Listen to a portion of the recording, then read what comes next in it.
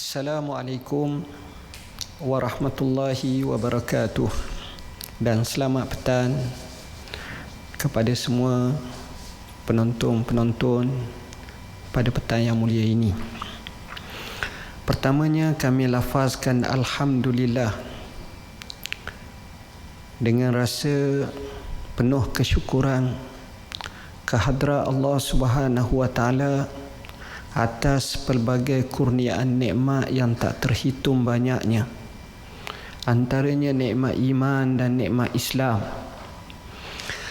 Selawat dan salam ke atas junjungan Nabi sallallahu alaihi wasallam, keluarganya, para sahabat serta yang mengikut jejak langkah dari kalangan orang Islam yang dirahmati Allah sekaliannya.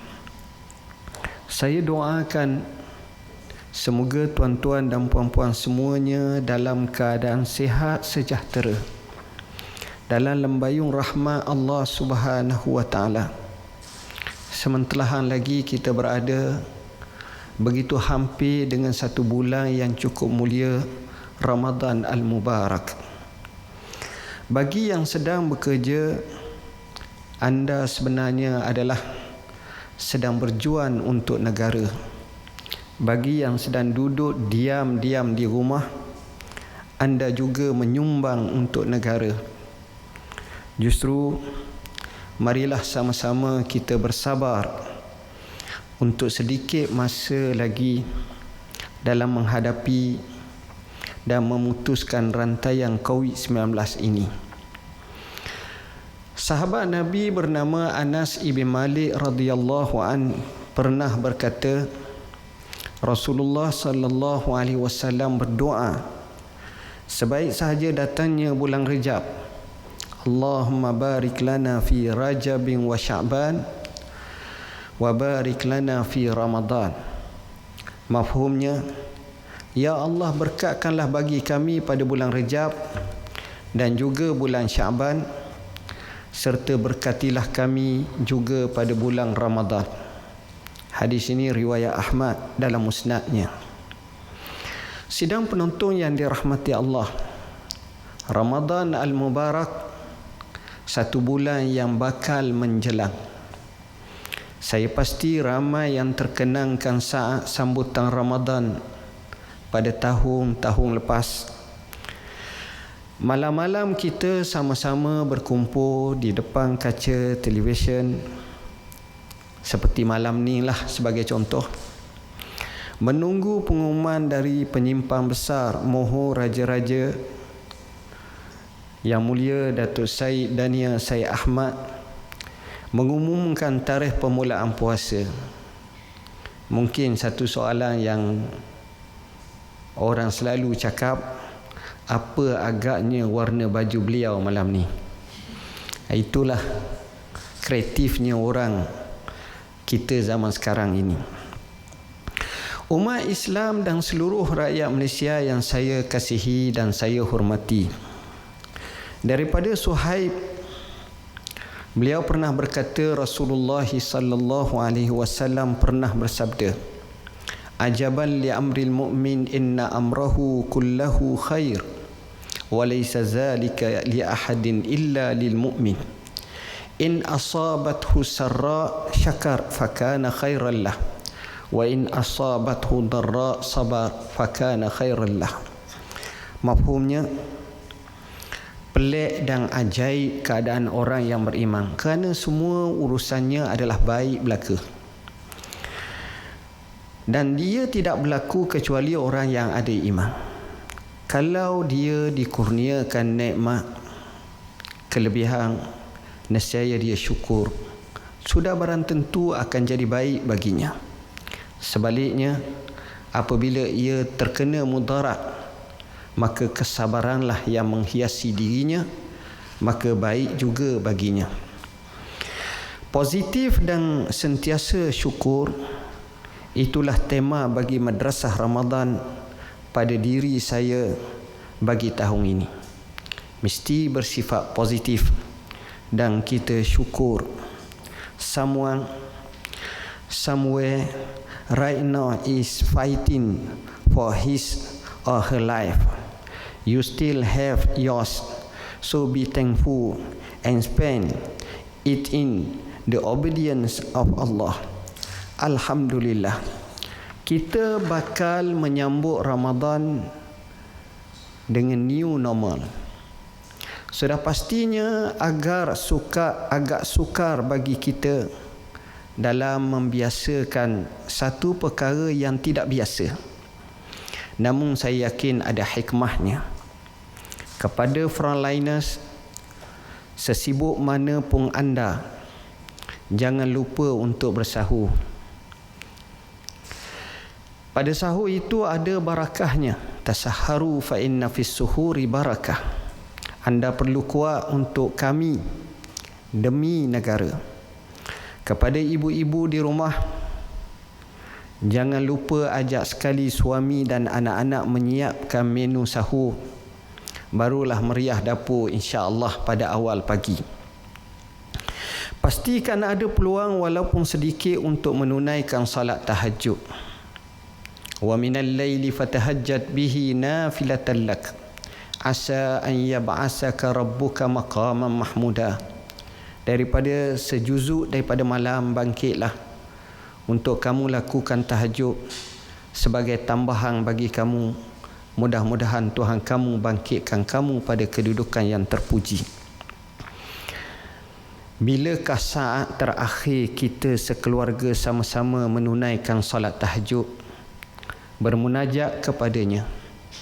Saya yakin dengan Ramadan new normal ini, kita boleh sama-sama laksanakannya. Jangan lupa doakan untuk Malaysia. Semoga wabak COVID-19 berarak berlalu pergi dari kamus kehidupan kita. Sepanjang Ramadan mungkin ada yang kepenatan bekerja, terutamanya frontliners yang kita kasihi. Puasa tetap wajib mengikut kemampuan, tapi diharuskan berbuka puasa apabila tak mampu melaksanakan puasa sepanjang hari tersebut, atau dikhawatiri sekiranya meneruskan ibadah puasa akan menjejaskan fokus dan kemampuannya untuk merawat pesakit. Qada'lah hari kemudian kalau berbuka. Faman kana minkum maridan aw ala safarin fa iddatun min ayyamin ukhra. Mak buat apa di rumah di siang Ramadan? Kadang-kadang kita ada anak, ada kawan kita nama mak. Dia buat apa rasa-rasanya di siang hari bulan Ramadan? Takkanlah nak main Twitter saja. Maka bacalah Al-Quran sama-sama. Kita ajak adik, kakak, abang. Mungkin boleh buat tadarus Al-Quran. Bukan sekadar itu, mak dan ayah boleh dengar dan betulkan bacaan anak-anak. Sambil itu bolehlah buat pertandingan hafazan Quran. Bukanlah 30 juzuk, tapi surah Inna Ataina ke, surah Kausar, surah Ikhlas yang pendek-pendek. Dan pendengarkanlah pada atuk dan nenek di kampung melalui Skype. Sekarang ni moden sangat, jadi mudah bincang pun melalui apa yang kita kata video conference dan seumpamanya. Ramadan adalah bulan yang amat istimewa.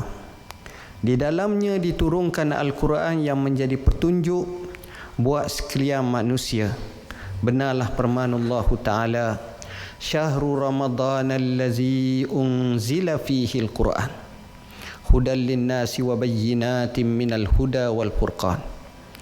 Bulan Ramadan itu diturunkan padanya Al-Quran menjadi petunjuk bagi sekalian manusia dan menjadi keterangan-keterangan yang menjelaskan petunjuk dan menjelaskan perbezaan antara yang benar dengan yang salah. Umat Islam dan seluruh rakyat Malaysia yang saya kasihi, Ramadan adalah bulan ujian kepada kita. Ujian untuk menjaga akhlak dan tutur kata. Kerana temperature kemarahan tu mudah naik. Dek kerana lapar. Mungkin kita penat beratur di pasar raya, letih menunggu dalam kereta bila lalu roadblock, atau marah kepada sesiapa sahaja. Tapi ingatlah, Allah bersama dengan orang-orang yang bersabar. Rasulullah sallallahu alaihi wasallam mengajar kita apabila kita masuk fasa puasa, asyamu junnah fala yarfus wala yaskhab wa inimru'um qatalahu aw syatamahu falyakul inni shaimun marratain. Puasa itu ibarat perisai. Janganlah kamu mengucapkan kata-kata kotor, keji dan tak enak didengar. Dan jangan pula sibuk bertengkar. Jika ada di antara kamu memaki, mengajak berkelahi, maka hendaklah kamu katakan kepadanya, sesungguhnya aku berpuasa 2 kali. Hadis riwayat Bukhari dan Muslim. Tuan-tuan dan puan-puan yang dirahmati Allah, buat masa ini tidak ada lagi jus tebu Kak Mah di Bazar Ramadan, Taman Suria Jitra, Martabak Pak Ali di Bazar Ramadan Kampung Baru KL, serta Bazar Ramadan di seluruh negara. Saya ulang, tidak ada Bazar Ramadan pada tahun ini. Pun begitu, alhamdulillah, perkhidmatan penghantaran makanan atau e-hailing termasuk bagi restoran makanan segera masih dibenarkan seperti biasa. Jangan pula berkumpul untuk membeli juadah berbuka puasa. Tak ada gerai yang akan beroperasi. Mungkin Ramadan inilah waktu kita semua boleh mencipta menu baharu dan menikmatinya bersama keluarga. Encik Ali boleh tempah nasi Arab, sedekahkan kepada Ah Chong. Aunty Tam boleh tempah KFC, sedekahkan kepada Puan Wani. Encik Nordin boleh tempah nasi kerabu, sedekahkan pada Angka Mutu. Ramadan adalah bulan sedekah dan berkongsi kegembiraan dengan sesiapa sahaja sekeliling kita. Cuma ingatan saya kepada rakyat Malaysia, jangan kita membazir. Makan dan minumlah seadanya. Umat Islam dan seluruh rakyat Malaysia yang saya kasihi dan saya sayangi, waktu malam boleh kita isi dengan pelbagai ibadah. Kalau sebelum ini Pak De rajin datang solat di masjid, inilah masanya Mak De dan anak-anak solat berimankan kepada Pak De. Pak De pun takkanlah asyik surah Al-Ikhlas atau At-Takasur sahaja. Boleh jadi bacaan pun boleh tiru cara imam-imam Mekah, Syekh Bandar Belaila, Syekh Abdul Rahman Sudais, Syekh Ali Jabir dan lain lagi. Barulah seronok Mak De di belakang dan anak-anak untuk solat bersama dengan Pak De. Hilang rindu untuk berterawih di masjid. Ramadan ini Ramadan kita dan kitalah yang mencorakkannya. Walaupun apa yang saya sebutkan ini hal yang amat mudah dan remeh-temeh, percayalah satu hari nanti anda akan menitiskan air mata bila mengenangkan saat emas bersama keluarga masing-masing dalam tempoh sebegini. Bagi yang jauh dari keluarga, usah jadikan PKP ini satu halangan. Eratkan ukhuwah melalui sidang video bersama insan-insan yang tersayang. Kita sedang memasuki Ramadan dalam era new normal. Tak ada solat fardu berjemaah di masjid, solat jemaah dan solat tarawih berjemaah di masjid setakat ini dan dalam waktu PKP dan surau dalam tempoh PKP ini. Tak ada juga majlis berbuka puasa seperti biasa di masjid, iftar dan surau dalam tempoh PKP ini. Tak ada juga moreh yang biasa kita makan minum selepas tarawih dalam tempoh PKP. Alternatifnya, hidupkan ibadah dan tradisi Ramadan kita bawa ke rumah kita. Kita semua hendaklah beribadat dalam Ramadan sebagaimana sedia kala kerana ia adalah usaha memelihara agama hifzuddin dan juga dalam maqasid syariah. Namun memelihara nyawa hifzun nafs juga adalah penting ketika ini. Akhirnya kita akan dapat satu jawapan. Matlamat hifzuddin takkan tercapai kecuali hifzun nafs. Benarlah kata Sayyidina Ali rahimahullah, ad-dinu ussun wa sultanu harisun fama la ussalahu famahdum wa ma la harisalahu fada'i. Ini juga disebut oleh Imam Al-Ghazali. Agama itu sebagai asas, pemerintah adalah penjaganya. Sesuatu yang tidak ada asas akan runtuh, sesuatu yang tiada penjaga akan hilang.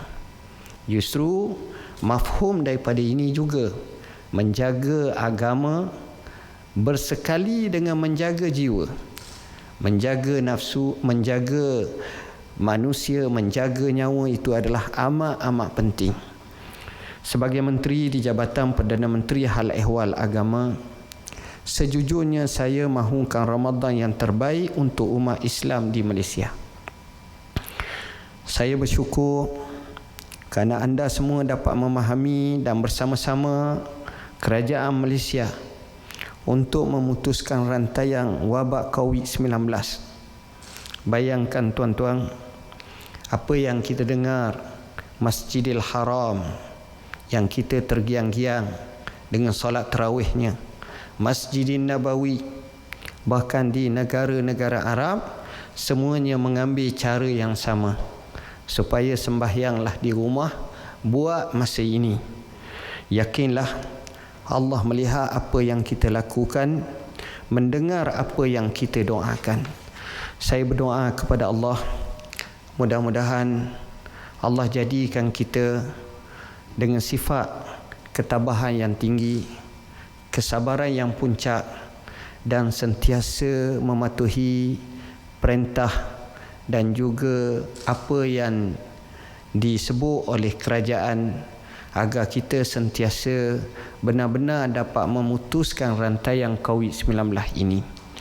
Sekadar itu yang dapat saya sampaikan. Sekian, terima kasih. Sila soalan kalau ada. Bismillahirrahmanirrahim. Datuk Faizal dari Bernama. Soalan saya, mungkin Datuk boleh explain SOP penghantaran makanan bersedekah amal jariah di bulan Ramadan. Kedua, mungkin Datuk boleh explain program dapur iktiam di kawasan wilayah untuk asnaf, rakan jalanan dan B40. Terima kasih. Okey. Isu yang pertama berkenaan dengan SOP penghantaran makanan dan sedekah pada bulan Ramadan. Satu hadis Rasulullah SAW ditanya, ayyu sadaqati afdal? Apakah sedekah yang paling afdal? Jawab baginda SAW, sadaqatun fi Ramadan, sedekah pada bulan Ramadan. Kenapa? Kerana pada bulan Ramadan ini pahalanya digandakan oleh Allah. Maka budaya sedekah ini bukan semata-mata berlaku kepada orang Melayu, tapi saya katakan seluruh masyarakat dan umat di dunia ini. Jadinya dalam situasi seperti PKP ini, sedekah boleh kita lakukan sebagaimana kita lakukan dalam masa kita tempah GrabFood dan seumpamanya, dan alhamdulillah online pun ada, dan kita boleh ambil alamat dan suruh mereka hantar. Maka cara itu adalah cara yang mudah. Begitu juga dengan cara apa yang kita katakan ada NGO ataupun musaadah yang kami adakan, musaadah COVID-19 oleh JAKIM, musaadah Khaira oleh PPZ, di mana kita bayar pun kepada mereka secara online ataupun terus kepada sasaran yang kita bagi. Maka ini juga cara kita selesaikan masalah. Timbul soalan yang kedua berkenaan dengan apa yang dikatakan sebagai dapur it'am atau masak di masjid untuk jamuan kepada orang ramai. Sebenarnya kita telah mengambil satu ketetapan berdasarkan kepada keputusan kabinet yang saya sebut hanya di wilayah persekutuan dahulu, iaitu kita telah menubuhkan dapur it'am. Dapur it'am ini dengan makna dapur yang kita masak, kita agihkan kepada penduduk setempat, mereka yang tinggal setempat. Jadi cara yang kita buat adalah masjid seperti biasa ditutup, dikunci pintunya. Petugas yang berhak, yang terhak seramai 6 orang, yang mana jaraknya dijaga, memakai dengan pakaian mask, dengan glove. Begitu juga kadang-kadang sebelum daripada itu dengan sanitizernya. Dan pemasaknya pula memakai topi ataupun kita kata gak kepalanya ditutup dan jaraknya dijaga. Kemudian selepas waktu asar yang dibungkus di dalam bungkusan, kemudian ada wakil yang akan ambil tanpa beratur. Mereka akan agihkan di tempat masing-masing di kawasan kita kata taman masing-masing. Apa yang kita bajet selama ini, kita gunakan hampir 72 buah masjid dan surau, di mana masjid tersebut yang jaga betul-betul SOP. Bahkan ada injek bagi pemasak itu taipoknya. Tak cukup dengan itu, kerjasama dengan DBKL. Dan kemudian apa yang kita buat ini secara umumnya selesai sahaja diagih-agihkan, dan cara pengagihan juga mengikut SOP. Dengan cara ini kita belanjakan lebih kurang dalam 2.16 juta selama 30 hari dengan bajet RM1,000 sehari di satu-satu masjid, dan kita boleh untuk menyelesaikan lebih kurang setiap hari 25,200 keluarga. Dan kalau kita daratkan kepada 4 sahaja dengan anak-anak, seolah-olah kita telah menanggung dalam satu hari di wilayah persekutuan hampir 100,000. Bayangkan kalau 30 hari bermakna hampir 3 juta. 3 juta itu dengan jumlah yang kos yang amat minimum, dan kita nak bina hubungan keakraban dan juga sifat yang kita kata new normal dalam bentuk kita mengagihkan makanan. Walaupun kita tak ada lagi seperti sebelum ini iftar beramai-ramai di masjid, berkerumun, tetapi kita tukar patternnya, caranya, uslubnya, yang juga setiap mereka yang berkehendak, berkeperluan akan dapat untuk makan dan minum dengan sebaik mungkin. Wallahu a'lam. Datuk Seri Ashraf daripada RTM.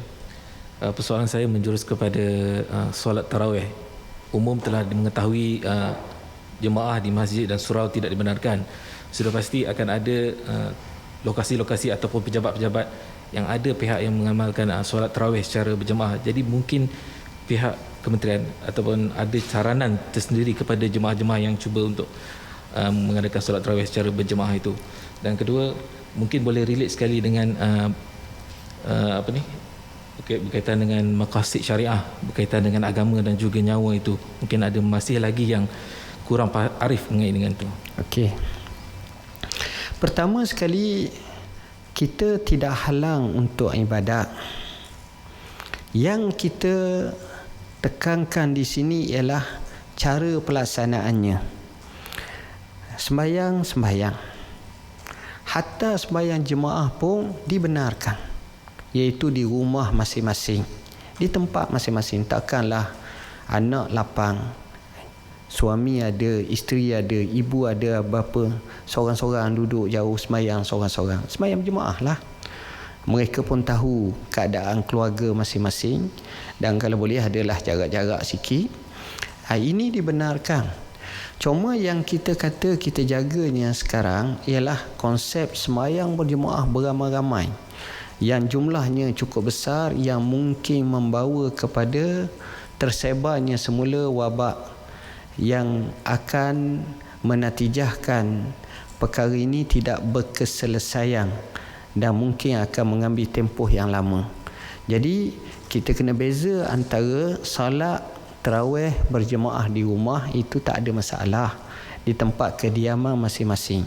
Cuma untuk membentuk dalam skala yang besar di tempat-tempat terbuka awam yang kita kata seperti di masjid di surau, memang tidak diadakan seperti begitu.